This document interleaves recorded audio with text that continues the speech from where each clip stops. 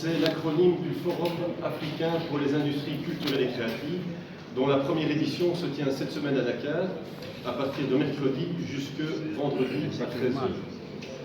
Le thème de cette édition 2023 est les ICC, donc les industries culturelles et créatives, un vecteur d'emploi pour la jeunesse, à quelles conditions? Les ICC, ça représente dans le monde environ 30 millions d'emplois, si on en croit les statistiques officielles. Et c'est sans doute bien plus si on considère notamment en Afrique la part du secteur informel dans les ICC. Dans les prochaines années, la création d'emplois qu'il faut pouvoir assurer en Afrique représente à peu près 450 millions d'emplois. Et vous le savez, la jeunesse est importante en Afrique, contrairement à l'Europe d'où je viens.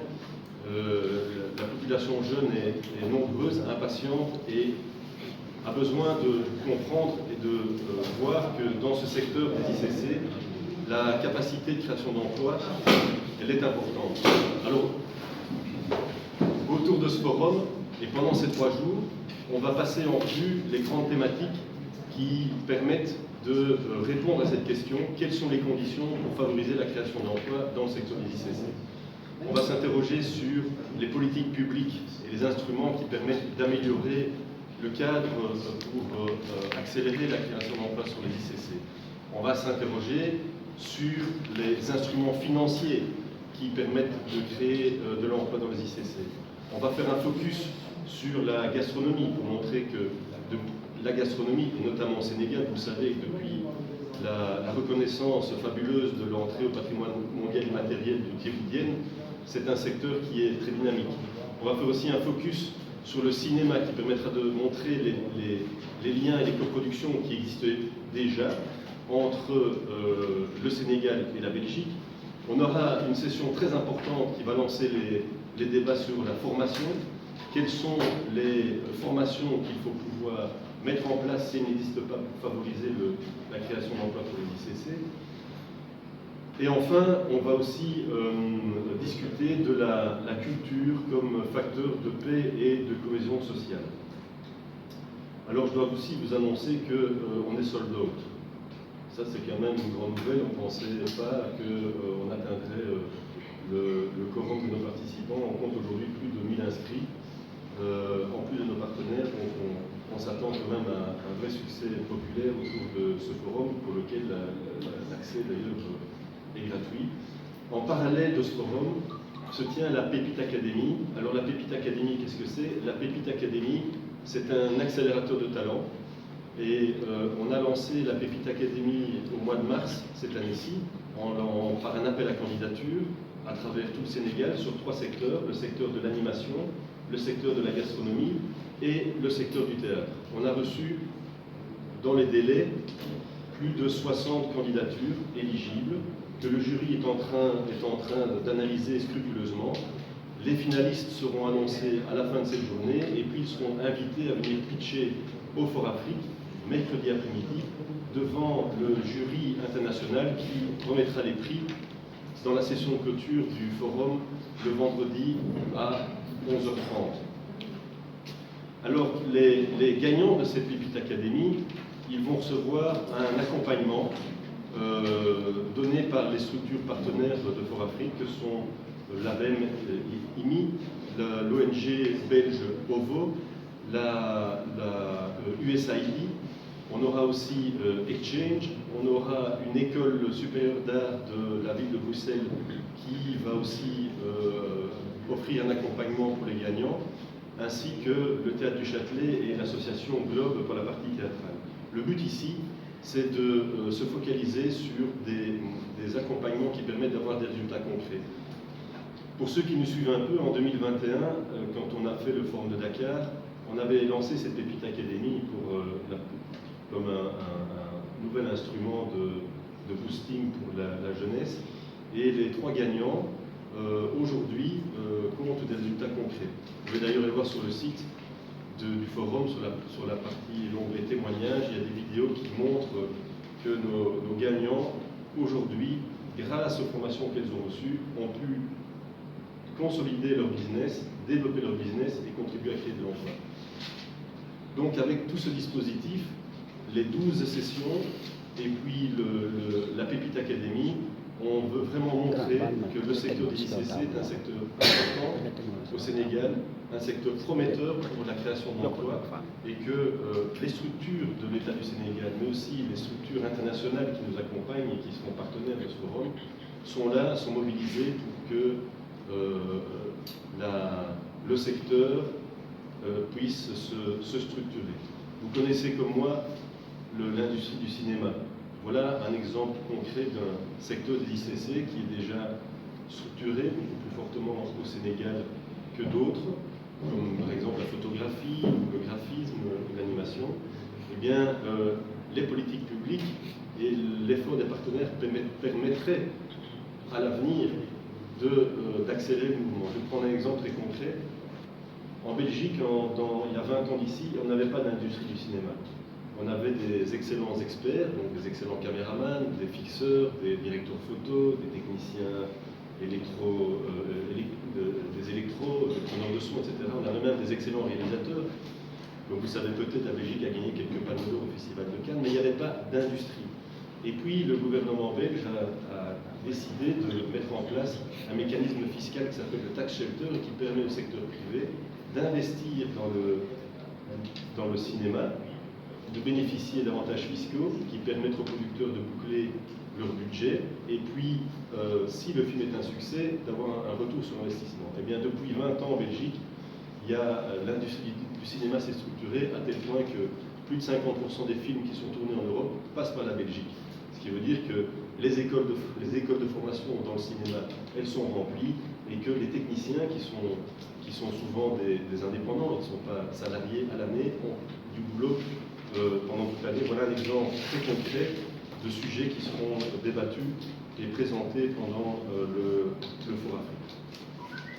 Alors pourquoi je parle beaucoup de la Belgique? Parce que cette année, il y a un focus particulier qui est mis sur les relations entre le Sénégal et la Belgique, en lien avec la mission économique princière qui se tient pour l'instant ici au Sénégal et qui a attiré près de 300 investisseurs belges, qui montre aussi le dynamisme et l'investissement que les entrepreneurs belges sont prêts à mettre dans le Sénégal, et dont beaucoup seront présents au Forum Afrique pour rencontrer les différents participants et les acteurs de l'écosystème sénégalais. Je dois dire aussi un mot sur les organisations internationales étrangères qui seront présentes. Je vais mettre en avant peut-être quelques personnalités de premier plan qui vont nourrir les débats. Et puis je dirai un mot aussi sur les partenaires institutionnels sénégalais qui nous accompagnent depuis le début de ce projet. Les participants auront la chance d'écouter Caroline de Saint-Hilaire, qui est l'administratrice générale de l'Organisation internationale de la francophonie, et qui, cette organisation, a déjà des programmes structurants dans le secteur des ICC. C'est l'occasion pour elle de montrer ce qui se fait déjà.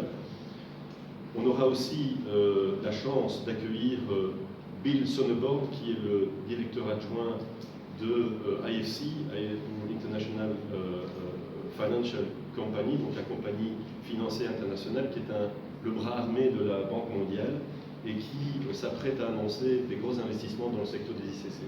Vous savez sans doute que le directeur de cette agence internationale, c'est un Sénégalais. Et il a été évidemment très sensibilisé au thème du Forum Afrique. Ne pouvant pas être présent lui-même, il a demandé à Bill Sonneborn de se joindre à nous, et Bill Sonneborn prendra la parole dans 2 sessions, notamment la session liée au financement. Il y a aussi comme organisation étrangère la SACEM, donc la Société française des droits d'auteur, puisque les droits d'auteur sont évidemment un sujet très important dans le secteur des ICC. Comment faire aujourd'hui pour gagner sa vie avec les droits d'auteur? Il faut que le cadre légal puisse favoriser cela. Il faut aussi que les mécanismes de certification des droits d'auteur puissent être mis en place et puissent être suivis. Et puis il y a tout ce défi du digital sur les droits d'auteur, notamment avec la mainmise, la domination, disons, des grandes plateformes, et puis l'évolution technologique comme le NFT que vous connaissez peut-être, qui est ce token digital qui permet par exemple de certifier la propriété intellectuelle d'une œuvre d'art. Dans les institutions sénégalaises présentes et partenaires, il faut citer en premier lieu le ministère de la Culture et son Excellence le ministre Ayuso, qui va présider la séance inaugurale. Il sera accompagné du ministre de l'Artisanat, du ministre de la Formation professionnelle, du ministre de la Jeunesse, ainsi que du ministre-président de la Fédération Wallonie-Bruxelles. La Fédération Wallonie-Bruxelles, c'est l'institution dans la partie francophone de la Belgique. Vous savez peut-être que la Belgique, c'est un pays compliqué, il y a deux langues, et tout est un peu divisé par deux, mais c'est l'institution qui a comme compétence la culture et les ICC, et qui seront bien représentés au Forum Afrique. Et puis, l'ambassadeur de l'Union européenne au Sénégal, M. Jean-Marc Pisani, sera également présent, ainsi que le représentant du PNUD. Alors, le forum connaîtra sa séance inaugurale jeudi à 10h, et puis s'en suivront les sessions. Et avant cela, mercredi, commence déjà le village de l'économie créative, sur lequel seront présentés une vingtaine de stands qui montreront les projets créatifs qui sont portés par des institutions ici au Sénégal. Je pense par exemple, bien entendu, au ministère de la Culture via le FOPICA. Je pense par exemple à EUNIC, qui est la coordination des instituts culturels européens avec le projet Créatsen. Je pense aussi à Social Change Factory, qui ont tout un programme de renforcement de capacité sur les jeunes, notamment dans les ICC. Je pense aussi à 3FPT. Je pense aussi à Sénégal numérique, et j'en oublie, mais vous avez toutes les informations dans le dossier. Donc voilà, tracé en quelques grandes lignes, les grands axes du Forum Afrique. Youssou N'Dour sera présent à l'inauguration du village. Youssou N'Dour sera aussi évidemment présent à l'inauguration du forum, et puis il participera au débat. Il sera là aussi pour activer des rencontres avec les partenaires qui seront présents.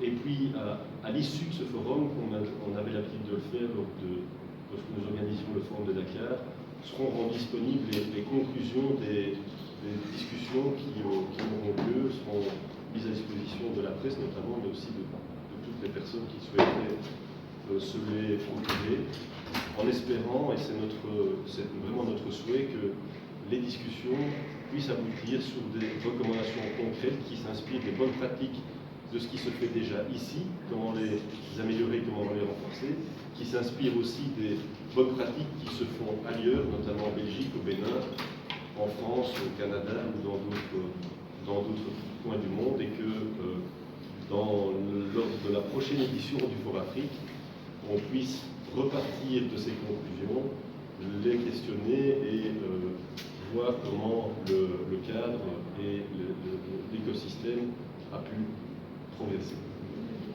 Voilà, je